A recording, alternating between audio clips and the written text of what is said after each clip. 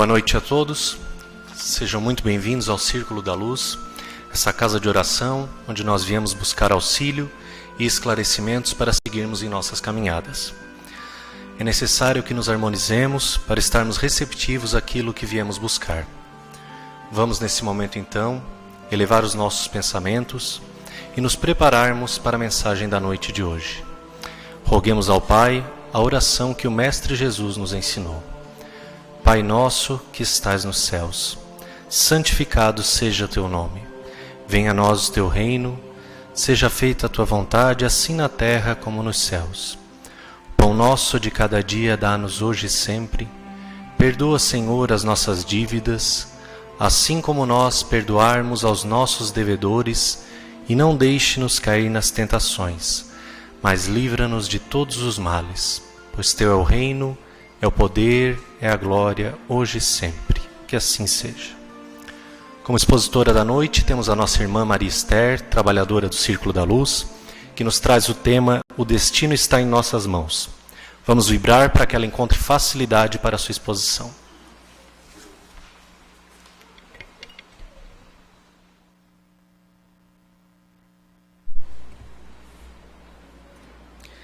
Boa noite, meus irmãos. Que a paz do Divino Mestre nos possa envolver e que todos nós, recebendo do alto o auxílio do plano espiritual, possamos nos harmonizar com as vibrações do nosso Pai. Conta-se que um jovem maldoso e inconsequente resolveu aprontar para o seu mestre, que era uma pessoa tida como muito sábia e uma pessoa idosa. Pensou ele: eu vou botar um pássaro na minha mão e eu vou perguntar para o meu mestre se o pássaro está vivo ou se ele está morto. Se o mestre disser que ele está vivo, eu esmago e mostro para ele que ele está morto. Se ele disser que está morto, eu abro a mão e deixo o pássaro voar. Claro que qualquer resposta que o mestre desse, ele ficaria desmoralizado. E ele foi ter com seu mestre. Mestre, esse pássaro que eu tenho nas minhas mãos está vivo ou está morto? O mestre, olhando no fundo dos olhos daquele jovem, com uma prescrutar-lhe a alma, lhe disse: meu jovem, o destino deste pássaro está nas tuas mãos. O nosso destino está nas nossas mãos. Nós fazemos a nossa caminhada. Não é coerente que cada um de nós trabalhe pela própria felicidade? Não é lógico, então, que sejamos responsáveis pelos nossos atos? Não nos fala a sabedoria do Evangelho que nós seremos conhecidos pelas nossas obras? Então, tudo que fazemos, as escolhas da nossa caminhada, são nossas. Os acontecimentos exteriores que nos ocorrem é o resultado das nossas atitudes interiores. Mas nós, preferimos dizer que não, nós somos os coitadinhos, foi uma fatalidade. Fatalidade é aquilo que era para acontecer. Então, nós vamos pegar no Livro dos Espíritos, na pergunta 851, quando Kardec pergunta aos imortais: haverá fatalidade nos acontecimentos da vida, conforme ao sentido que se dá a este vocábulo? Quer dizer, todos os acontecimentos são pré-determinados? E, nesse caso, o que vem a ser o livre-arbítrio? E os espíritos respondem: a fatalidade existe unicamente pela escolha que o espírito fez ao encarnar desta ou daquela prova para sofrer. Escolhendo-a, institui para si uma espécie de destino que é a consequência mesma da posição em que vem a achar-se colocado. Claro que quando nós fizemos a nossa programação, no momento de reencarnarmos, algumas coisas já estão marcadas.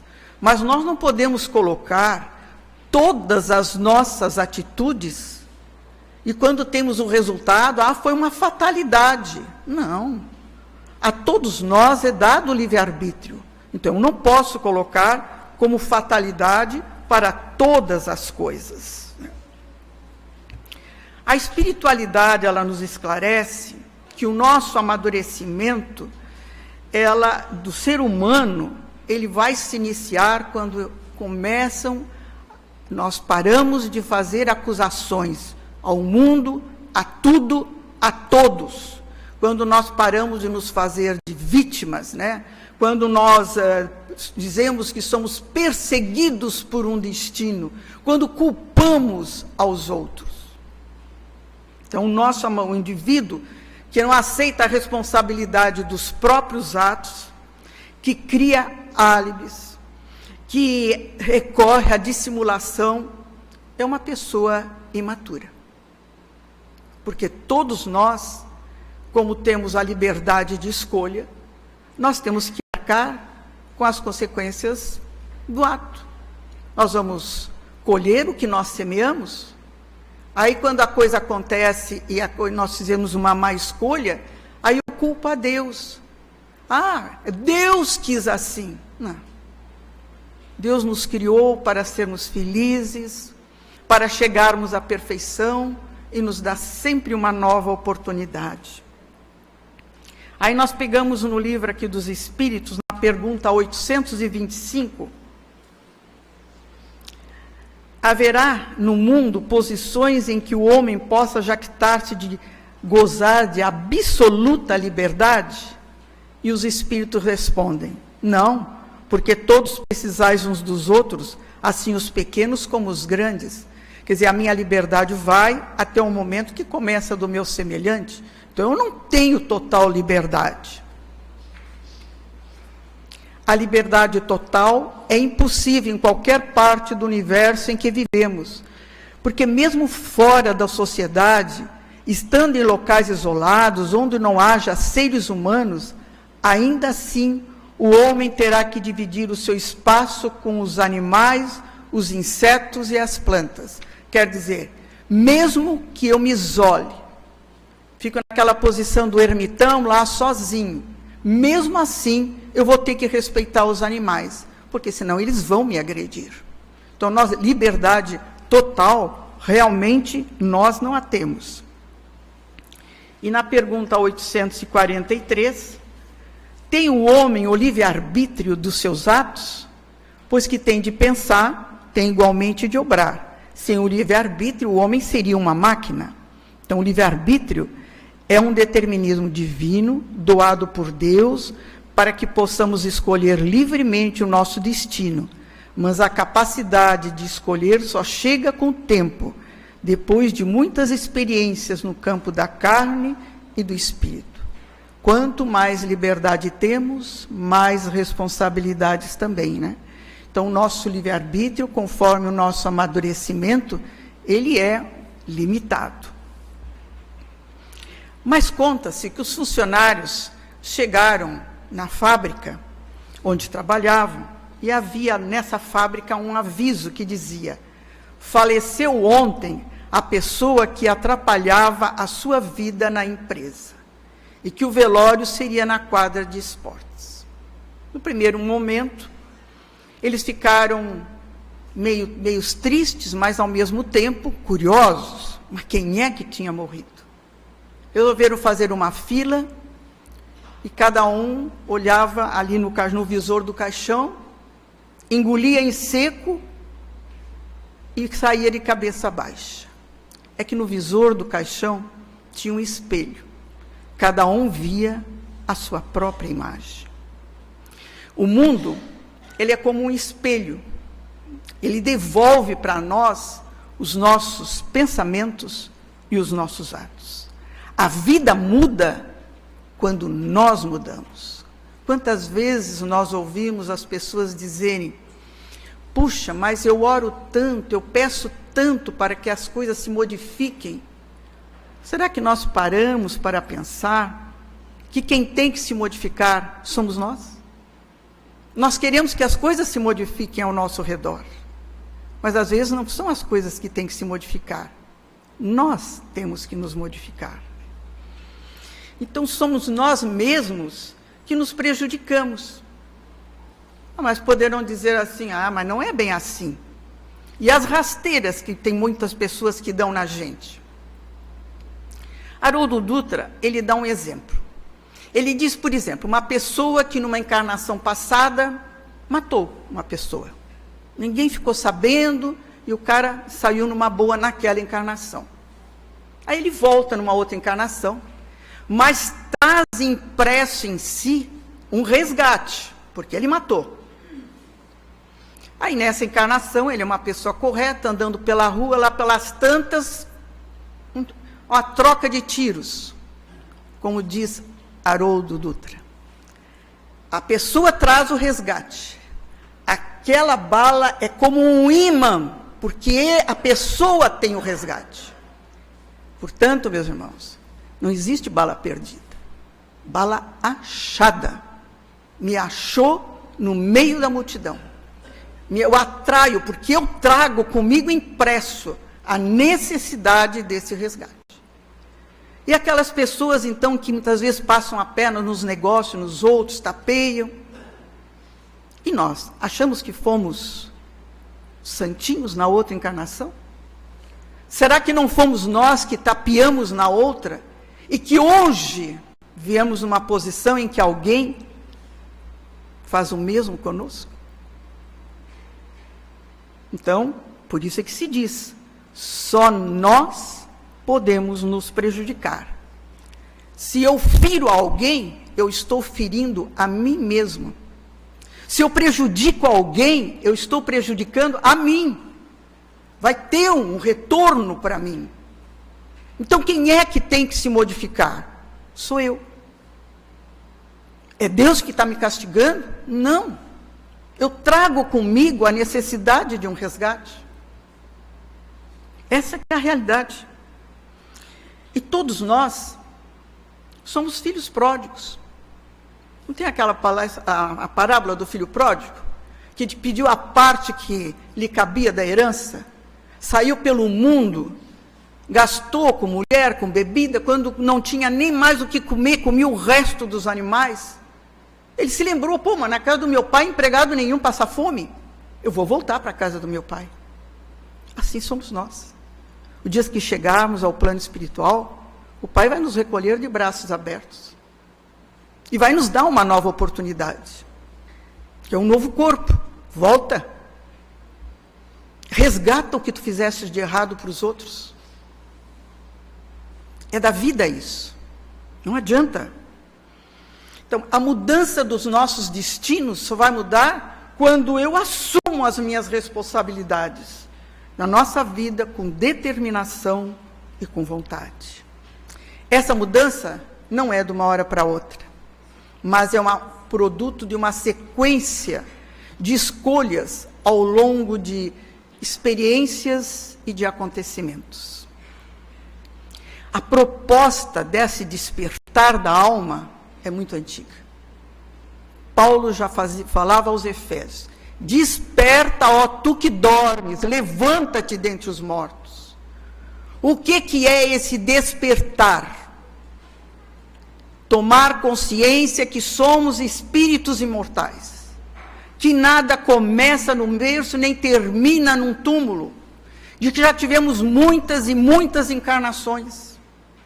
E não podemos dizer, quando retornarmos ao plano espiritual, eu não sabia. O Evangelho do Cristo está escancarado para todos. É para todos. Antigamente não. As dificuldades eram exteriores, tinham que se esconder nas catacumbas, porque se fossem encontrados para ouvirem a mensagem que o Cristo havia deixado, eles eram jogados nas feras. Hoje as dificuldades são o quê? Interiores, comodistas, preguiçosos. Nós queríamos a vida boa, desfrutar da vida. Mas será mesmo que nós estamos pensando que nós estamos recebendo um corpo para comer, para dormir, para se divertir, para aproveitar a vida? Não. Nós recebemos um corpo físico com a oportunidade de nos transformarmos. Esse é o despertar. E cada um tem o seu momento de despertar. Paulo, numa mensagem, ele diz assim: não prendas criatura alguma aos teus pontos de vista, e nem sonegues a ninguém o direito de eleger os seus próprios caminhos. Porque ele sabia, cada um tem o seu momento especial. Paulo foi às portas de Damasco. Madalena, quando conheceu ao Cristo.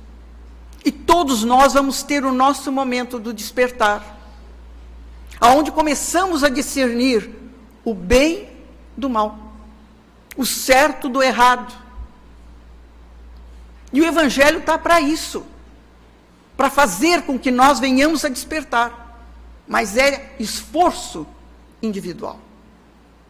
Cada um de nós tem seu ponto de vista, seja religioso, seja político, a maneira de ver a vida, a maneira de enfrentar os problemas. É de cada um. Por isso que o Jesus disse: conhecereis a verdade vos libertará. A verdade é o despertar.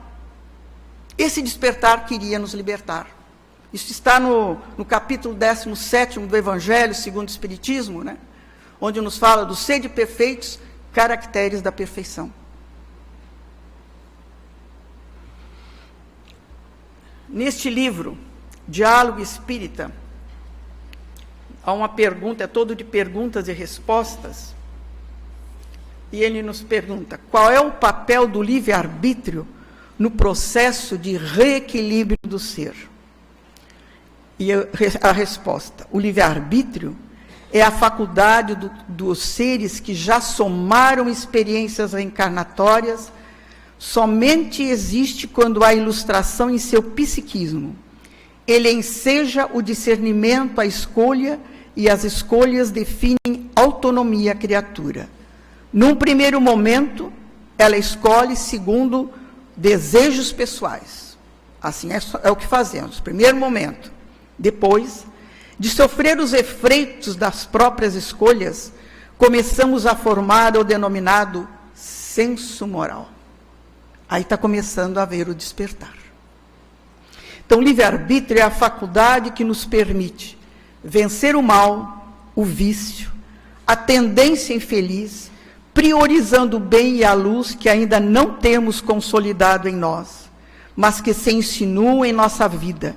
É assim que ele pode nos reequilibrar a marcha e o próprio ser. Então, eu acho que é uma das faculdades mais importantes que o Pai nos dá, é o livre-arbítrio, onde nós podemos fazer as nossas escolhas.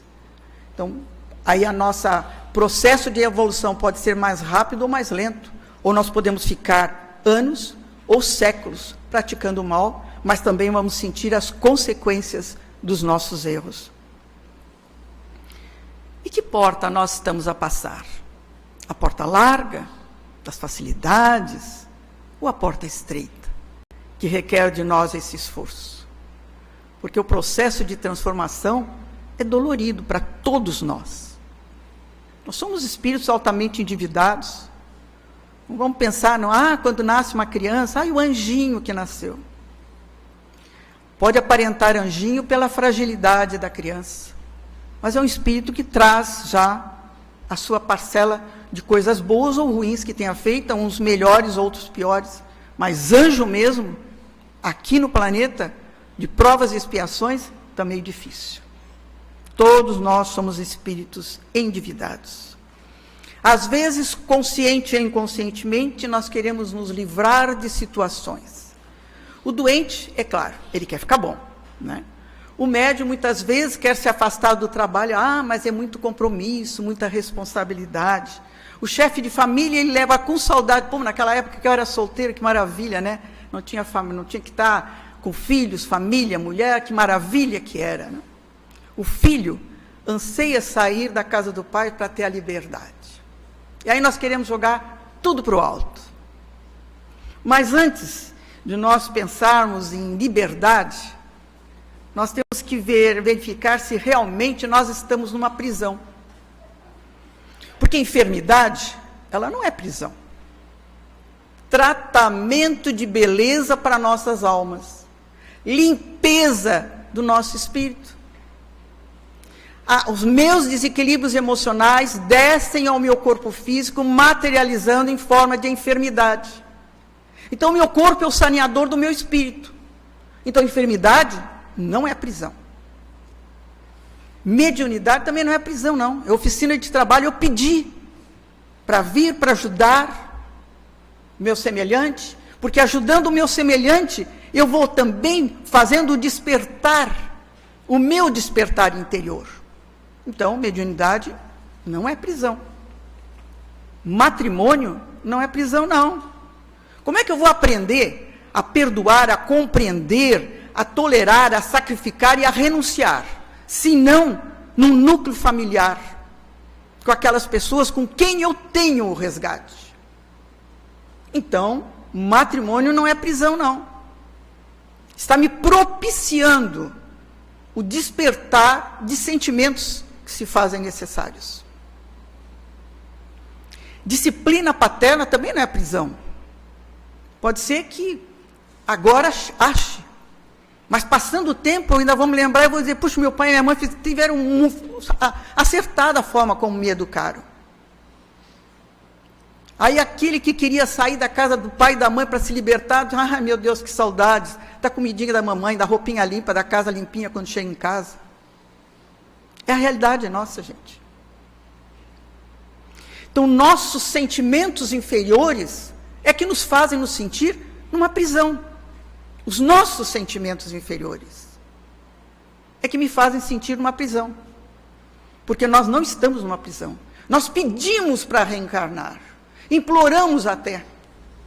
Para me dar uma oportunidade. Eu vou me melhorar. Os nossos projetos eram assim, tudo para o melhor.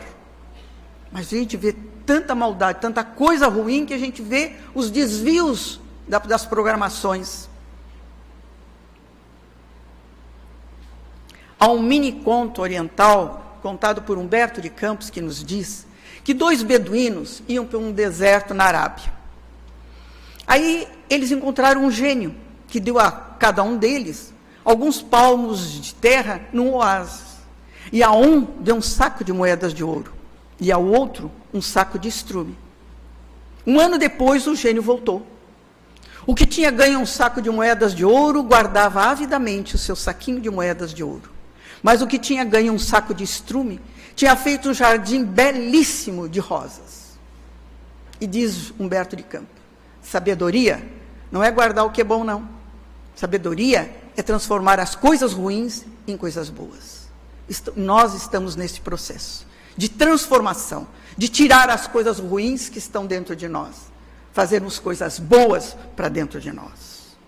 Então, nós somos os promotores do nosso destino. Então, não tem aquele negócio, por que comigo, por que eu? Vamos analisar esse por que eu e por que comigo? Olha quanto orgulho. Quer dizer que se for com o meu irmão, se for com o meu vizinho, se for com o meu amigo, não tem problema. Agora, o porquê eu? Aí tem. Olha como nós somos orgulhosos, egoístas. Para os outros não tem problema que sofra. Eu é que não posso sofrer. E nós estamos ainda nessa etapa. Pior é que estamos. E ninguém precisa dizer, tu está errado. Porque dentro de cada um de nós tem um tribunal, que é a nossa consciência. Quando nós fazemos alguma coisa errada, aí vem, por que tu não ficaste com a tua boca fechada? Por que tu não agiste de forma diferente? Não é assim? Alguém dentro de nós, a nossa consciência diz. Então ninguém precisa dizer, tu está errado. Não precisa dizer não. De maneira nenhuma. Por isso que Kardec disse, conhece-se o verdadeiro espírita pela sua transformação moral e o esforço que emprega para vencer suas más tendências. Porque espírita não é só aquele, eu adoro a doutrina espírita, que ela vai de encontro, né? Ela me responde, mas fica nisso. Só na teoria. Não tem a prática. Nada adianta. É o mesmo que eu estar num templo religioso, de corpo presente, mas eu não estou ligado a Deus. Não adianta. No livro, no Longe do Jardim, do Divaldo, psicografia dele, ele conta que 3 homens trabalhavam na terra. E que ele se chegou a um deles e perguntou: que fazes? E aquela criatura amargurada disse: trabalho esse solo que não vai me dar retorno nenhum. Foi ao outro e perguntou: que realizas? Ele disse: trabalho, né? Todo mundo tem que trabalhar. Eu estou trabalhando. Chegou-se para o terceiro e perguntou: o que tu fazes? E ele disse: eu estou preparando a terra, porque eu sei que eu vou semear o trigo. A situação era igual para as 3 criaturas. Mas para um havia revolta, no outro pessimismo, no outro a confiança. Às vezes as pessoas dizem padronizar o exterior para resolver o problema das pessoas. Ninguém nivela a atitude interior de cada um. Cada um de nós é uma individualidade. Todos os 3 passavam pela mesma situação. Mas o sentimento deles no trabalhar era totalmente diferente. É o processo de evolução em que se encontram. Então, o nosso livre-arbítrio, quando mal empregado, ele dá graves consequências a cada um de nós, né? Conta-se que Swedenborg é um cientista, um filósofo, que viveu no século XVI, e ele dizia: dentro de cada criatura há o anjo bom e o anjo mau. Atua aquele a quem nós damos guarida, a quem nós alimentamos. Isso já no século XVI ele já falava, né? Então, o livre-arbítrio é uma das faculdades mais importantes que o Pai nos concede, porque nós podemos fazer as nossas escolhas, mas que podem ser boas ou não tão boas, né?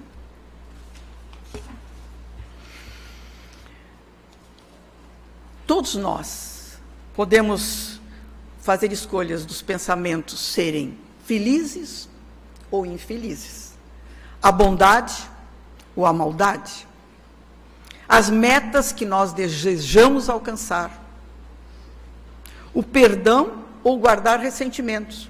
Podemos fazer a nossa escolha, amar ou odiar, a paciência ou a impaciência, a solidariedade ou o egoísmo, o sofrer ou não sofrer, a prepotência ou a humildade.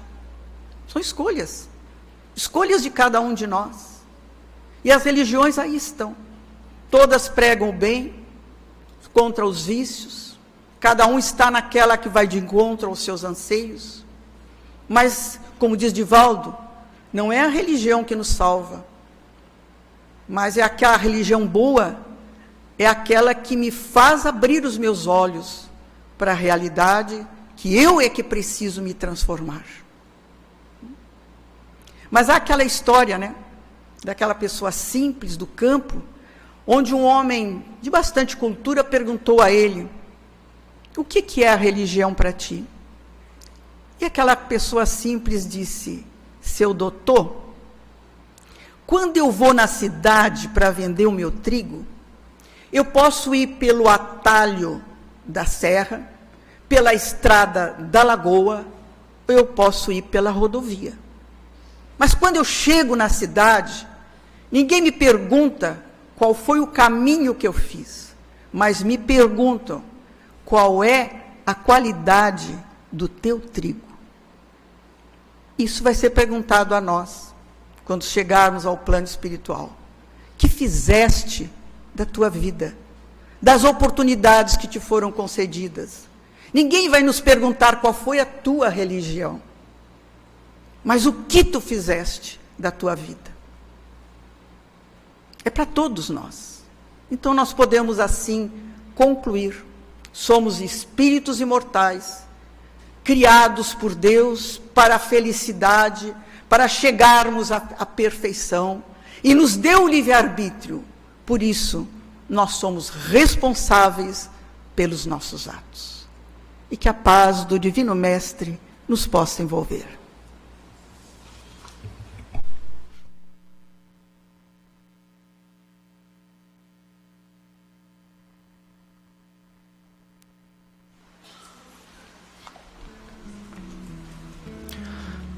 Agradecemos a nossa irmã Maria Esther pelos esclarecimentos da noite de hoje, que ela possa seguir como uma divulgadora do Evangelho de Jesus e da mensagem do Espiritismo.